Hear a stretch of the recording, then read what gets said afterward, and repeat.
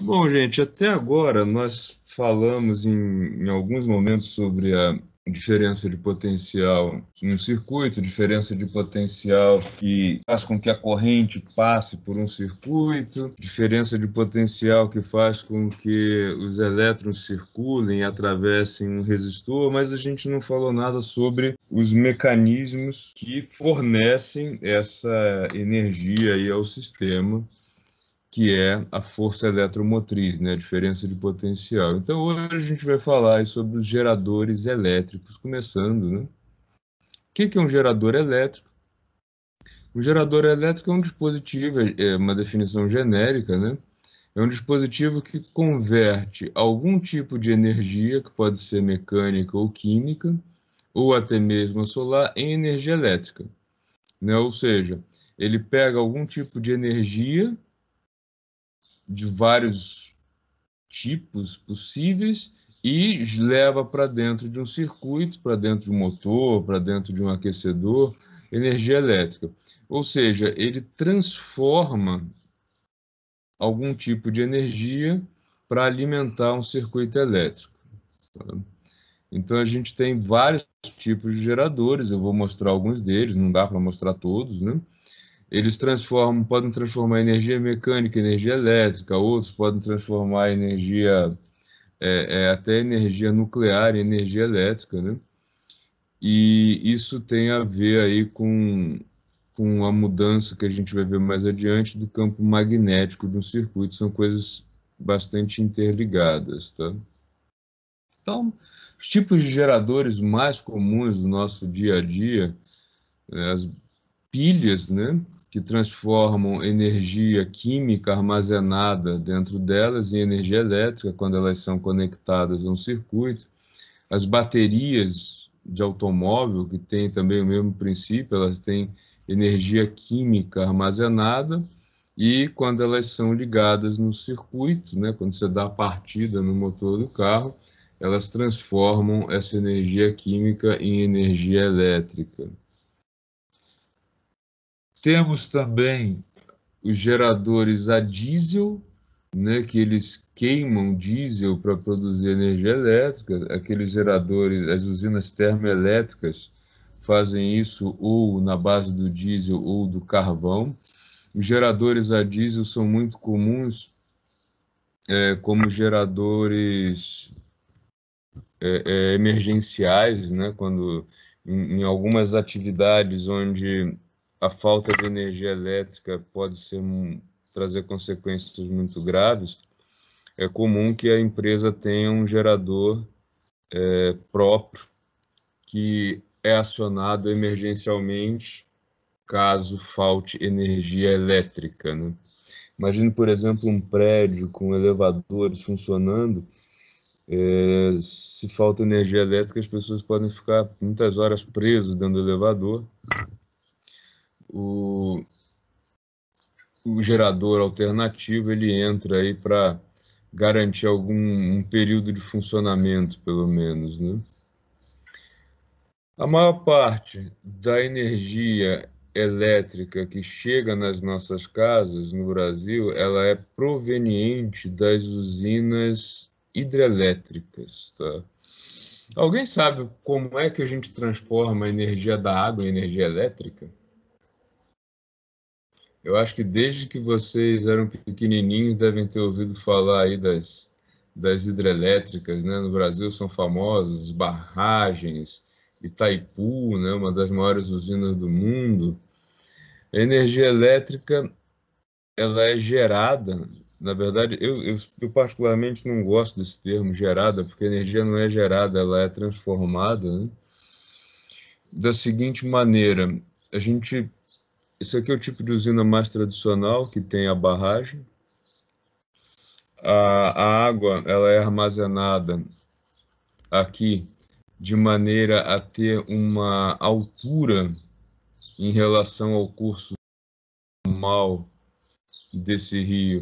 Ela é armazenada devido a uma barragem para ter uma altura, atingir alturas muito maiores que a altura normal, natural, que seria desse rio, né? Veja, por exemplo, aqui estaria o curso normal e aqui a muitos metros de altura, o limite da barragem. Ao fazer isso, a água ela adquire uma certa energia potencial gravitacional. Isso é uma coisa que vocês talvez já estejam vendo com o professor Christian, não sei se chegaram nisso. Essa energia potencial gravitacional, quando a água é liberada para descer, ela é convertida em energia, sempre mecânica, né, que vai sendo convertida em energia cinética, ou seja, a água vai perdendo altura e ganhando velocidade. E quando ela chega no ponto de passar pelo gerador, pelo, desculpa, pela turbina, o que vai acontecer na turbina? Ela vai fazer girar a hélice da turbina, transformando a energia cinética em energia mecânica de rotação da turbina. E ao fazer essa rotação, um campo magnético que era estático passa a ser um campo magnético variável no tempo, e aí ocorre um processo de indução, onde cargas elétricas começam a circular. Então a água vai consumindo, né, a energia mecânica dela e ela vai sendo transformada em energia elétrica. Esse processo de indução eletromagnética a gente vai ver um pouquinho mais adiante ainda nesse semestre. Tá? Então, o processo aqui é de fazer a água realizar um trabalho mecânico para converter a sua energia cinética lá de baixo em energia elétrica. Por isso que é chamado de energia limpa, né? Em termos, né? Claro que tem impacto ambiental, mas o resíduo disso daqui é água, né? Você entra com água e sai com água. Alguns problemas ambientais aqui, ao criar essa barragem, se altera bastante a natureza do local, precisa alagar uma área muito grande. É comum que essas barragens elas tenham algumas cidades embaixo delas, né, devido ao alagamento. A temperatura da água na saída aqui da turbina, ela é muito alta. Em Itaipu, por exemplo, é da ordem de 80 graus Celsius, o que é suficiente para cozinhar peixes, né? Então, você tem um problema aí com a vida desses rios, né? Preciso criar alguns caminhos alternativos, etc. Não é que não tem impacto, mas pelo menos a poluição é baixa se a gente compara, por exemplo, com algum equipamento que está queimando diesel, né? Gente, alguma pergunta até agora? Silêncio profundo. Outros, outros tipos de geradores que eles vêm entrando no nosso cotidiano, especialmente o solar, né, e a eólica com maior intensidade.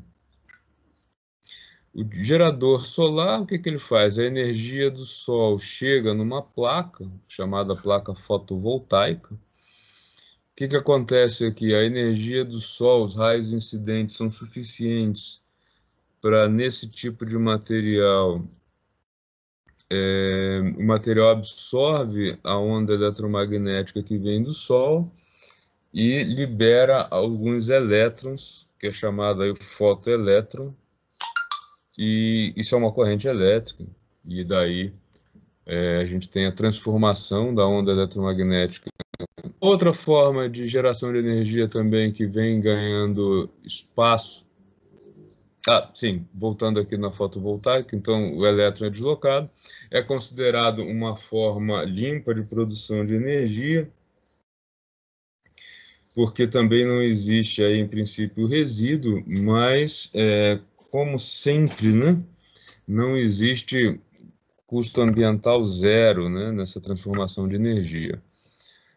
Eu não conheço qual é o processo produtivo das placas fotovoltaicas, certamente produzir isso aqui tem algum impacto ambiental, e é gerador de lixo também, porque à medida que você vai usando essas placas, elas vão perdendo a capacidade produtiva, né? Elas vão ficando menos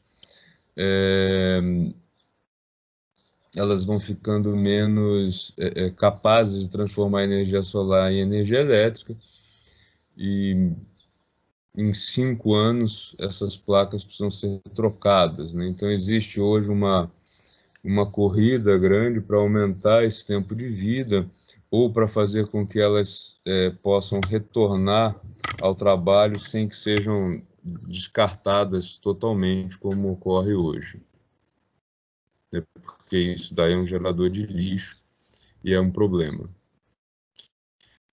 Energia eólica. O princípio da energia eólica que é muito parecido com o que ocorre lá na turbina da hidrelétrica, tá? O vento passa por aqui, gira essas pás, né? E aí, do mesmo jeito que a água gira a turbina, o vento gira essas pás eólicas, e isso faz com que um campo magnético que era constante aqui dentro, ele se torne variável devido ao giro da pá, e isso induz uma corrente elétrica que é captada aqui por esse sistema. Problemas ambientais também existem, né?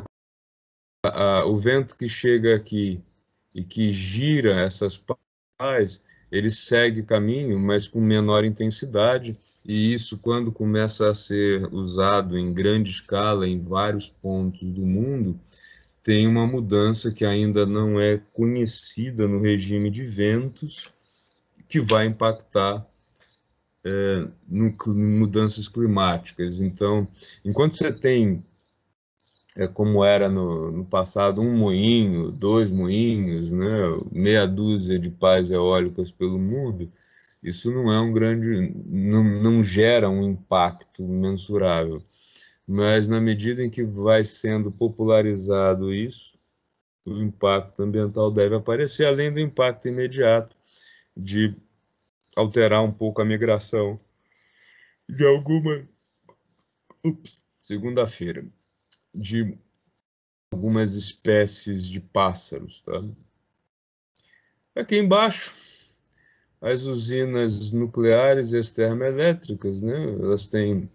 As usinas nucleares são apontadas como não poluentes porque elas não jogam fumaça no ar, mas em compensação elas geram um lixo nuclear que é complicadíssimo de ser tratado e que as pessoas não veem, só descobrem que ele existe quando algum acidente ocorre.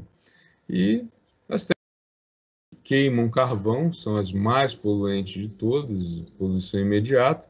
Você queima carvão para gerar energia elétrica num processo chamado de par termoelétrico. Par termoelétrico é uma conjunção de 2 tipos de metal que, quando aquecida, a junção dos 2 tipos de metal passa a circular corrente elétrica neles.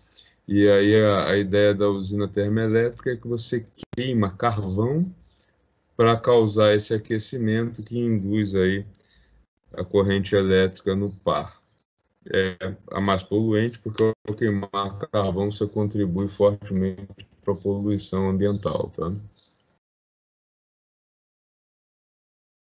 Então, a eólica, que eu achava que, tipo, era 100% não poluente, polui também um pouco, né? Pelo menos afeta os pássaros, pelo jeito.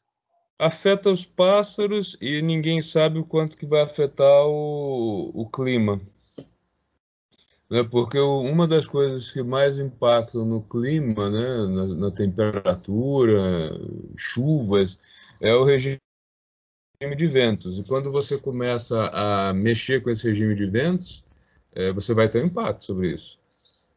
Não existe uma maneira de transformar a energia com zero impacto, né? Você acaba escolhendo aquele conjunto, digamos assim, que causa menos problemas, né? E o que eu particularmente defendo não só eu, mas enfim, acompanho aí muita gente boa, né? Muita gente importante, é que o importante é o ciclo como um todo, né? As pessoas tendem a olhar só localmente. É claro que se você pensa localmente, você olha aqui a cena de uma usina termoelétrica funcionando, é feio o negócio, né? Ela tá jogando fumaça, né, de queima de carvão no ambiente. Aí você olha para cá e diz, ah, pá, não estou poluindo, mas e aí, quando eu pego esse negócio aqui que não está mais funcionando e jogo fora, né, eu não estou poluindo? Como é que é a fábrica que produz isso aqui? Eu não sei. Essas placas vêm todas da China atualmente. Será que essa produção ela é não impactante, né? Idem para essas pás, né? Essas pás elas são gigantescas, né? Não sei se vocês já viram alguma pá dessas sendo transportada. Elas são transportadas por aquelas Scanias grandes, elas são muito compridas, né? A produção dessas pás, será que ela é sustentável, né? E ainda essa questão, isso aqui girando está alterando o regime de ventos. Então, assim, não tem nenhuma forma de gerar energia sem ter impacto. Isso é um ponto. E aí a política do país ela deve ser gerenciada em prol de ter um impacto menor e usar fontes renováveis, né?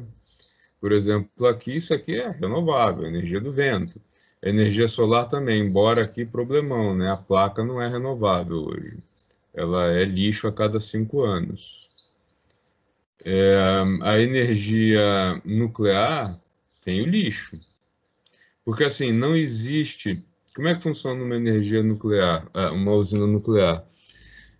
Não existe naturalmente como dizer, uma intensidade radioativa capaz de manter os geradores nucleares em funcionamento. Então, o que que se faz?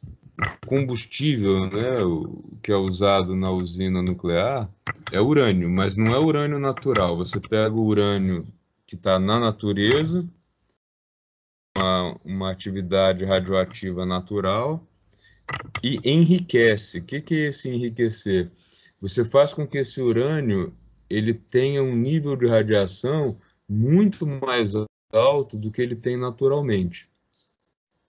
E aí você usa essa radiação que ele emite, ele já enriquecido, né, o termo técnico, você usa essa radiação que ele emite para gerar energia. Só que quando o processo desse urânio acaba, né, quando o combustível, digamos assim, dele é gasto, ele ainda é muito mais radioativo do que era naturalmente. E aí você precisa isolar isso, porque isso contamina o meio ambiente, isso mata, né? Se você ficar exposto a esse urânio radioativo que sai, né, que deixou de ser combustível, ele é suficiente para causar câncer e matar pessoas em larga escala. O que que se faz hoje? Esse material é armazenado em tonéis. Esses tonéis ficam sendo armazenados em uma área segura, uma área blindada. Quando chega num certo ponto aí que depende do processo de cada usina, né? Quando chega num certo ponto de acúmulo, esses tonéis são levados, colocados no fundo do mar e concretados no fundo do mar. Então, assim, você está jogando lixo no oceano de qualquer maneira, né? E eles ficam, ó, dependendo do tipo de usina, demora aí 3, 4 séculos para essa atividade radioativa cessar. O que se faz? Esse material é concretado, eles ficam monitorando para ver se existe alguma falha, alguma trinca, algum problema do gênero, para ir mantendo. Mas você está acumulando lixo no fundo do oceano. É um lixo que você não vê, né? Ele está bem fundo, mas é um tremendo de um perigo potencial, né? Então, assim, esse risco zero, ele não existe. Sempre tem impacto. Infelizmente, até hoje nós não descobrimos nenhuma maneira de fazer essa transformação de energia em energia elétrica sem impacto. O que a gente chama de força eletromotriz? A força eletromotriz é aquilo o que um gerador entrega para o circuito, ou para o motor elétrico, ou para o aquecedor que a gente estiver usando, né? Então, quando eu ligo esse gerador num circuito, ele vai transmitir energia, que é a força eletromotriz dele. Como todo gerador real ele tem uma resistência interna, todo material tem uma resistência à passagem da corrente elétrica, né? A força eletromotriz, a parte, digamos que útil que ele entrega ao circuito, né? Subtraído da perda interna devido à própria resistência do gerador, né? Todo gerador, uma pilha, uma bateria, todos eles têm uma resistência interna. Sabe? E essa perda é devido ao chamado efeito Joule, né? Porque toda vez que a gente tem corrente elétrica passando por um material, existe uma conversão de energia elétrica em energia térmica, que, se o meu objetivo é fazer trabalho com energia elétrica, isso aqui é considerado uma perda, né? Então, assim, não existe gerador perfeito, todo gerador tem alguma perda interna devido ao próprio processo dele, tá? Então, a força eletromotriz é a energia por unidade de carga elétrica que um gerador consegue fornecer, que um gerador, né, cria. E esta força eletromotriz, ela é composta pela diferença de potencial que o gerador fornece ao circuito, mais a perda devido ao próprio gerador. Então, a força eletromotriz ela é usada para calcular a eficiência de um gerador. Como que isso é calculado? O que ele dá ao circuito é o U, a diferença de potencial.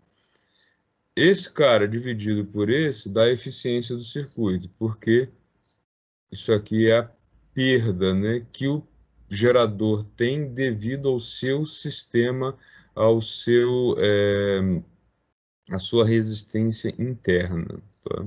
Então, por isso, o gerador é capaz de criar isso, mas de fornecer apenas isso ao circuito devido a essa perda natural aí que ele tem internamente. Então, por exemplo, uma pilha, né, a pilha comum que a gente tem aí, padrão AA, enfim, né, 2As, 3As, ela tem uma resistência interna, tem uma força eletromotriz que a gente não sabe o quanto é, e é dita, é informado na embalagem, 1,5 volts, que é, na verdade, o quanto que ela fornece ao circuito.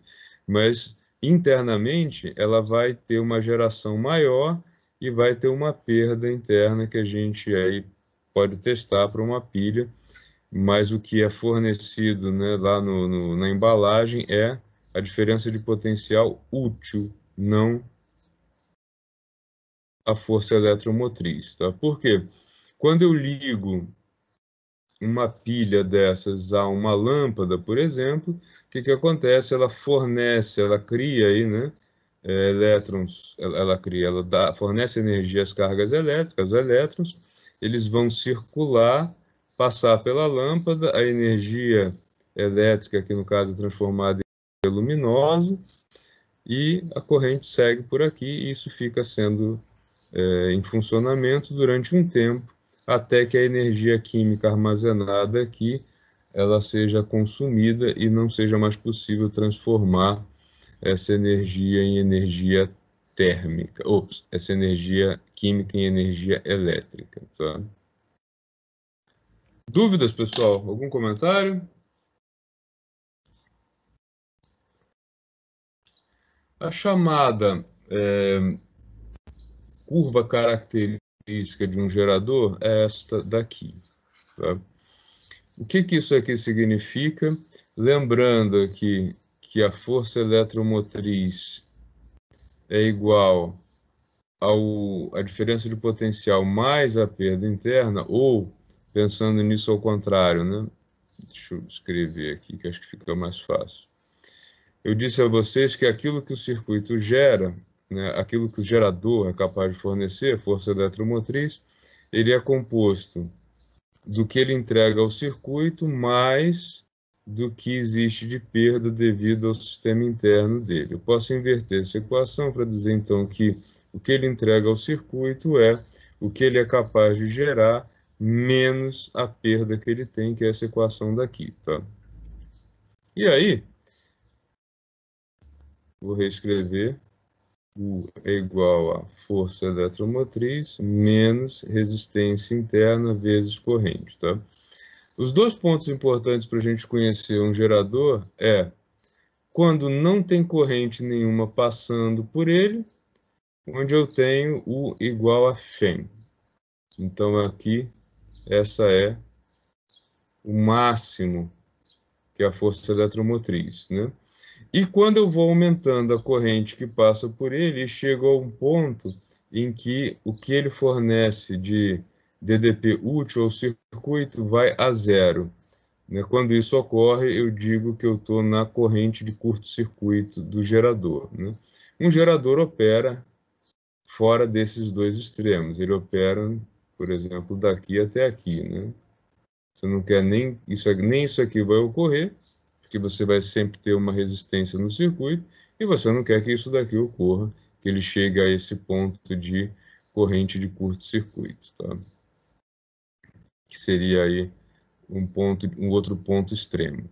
Mas a primeira coisa que se faz ao tratar com um gerador é estabelecer essa corrente, estabelecer essa curva, né, do gerador, tá?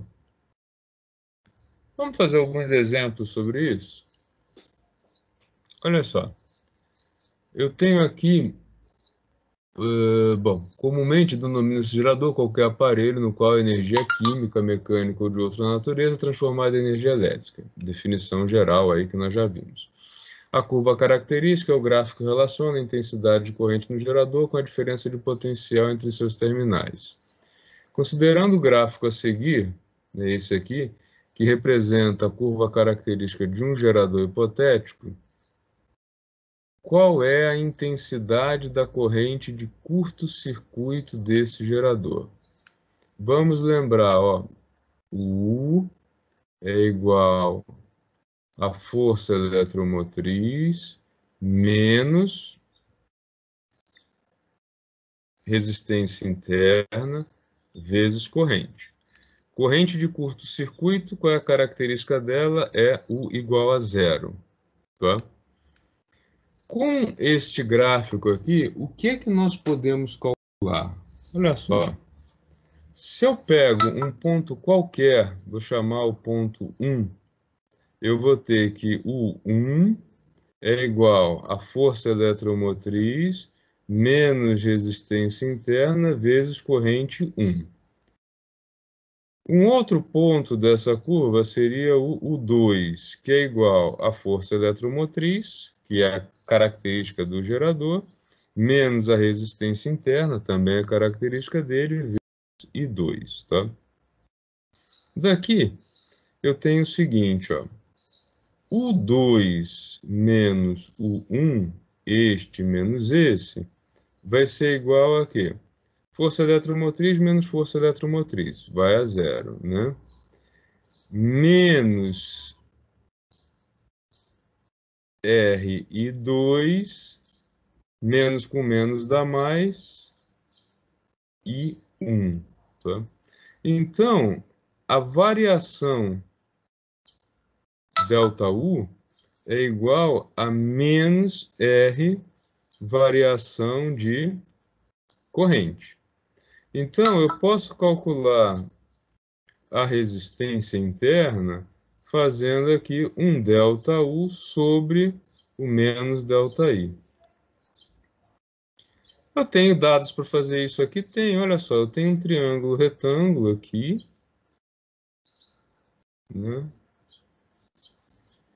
É horrível esse meu triângulo retângulo, mas tudo bem. O que significa isso aqui? 20, 14, significa um ΔU de quanto? De 6, cuidado com o sinal, milivolts aqui, né? Com a unidade, tá? E aqui, 5 menos 8, né? O 2 é 5, 8 é 3, menos 3, menos 3, eu vou ter, então, uma menos ΔI igual a 3 amperes. Eu posso calcular a resistência interna daqui. A resistência interna, então, vai ser igual a o 6 vezes 10 a menos 3 volts, dividido por 3 amperes. Temos, então, uma resistência interna de 2 vezes 10 a menos 3 ohms. Se eu tenho a resistência interna, eu posso calcular a corrente de curto-circuito? O que vocês acham? Ó, ele está me dizendo aqui o seguinte: U é igual a força eletromotriz menos RI. O R eu já tenho. É o 2 vezes 10 a menos 3 ohms, vezes a corrente. Eu posso pegar agora qualquer ponto que eu conheço aqui do circuito, né? Se eu tenho o valor de U e de corrente, eu vou conseguir encontrar o valor da força eletromotriz, certo?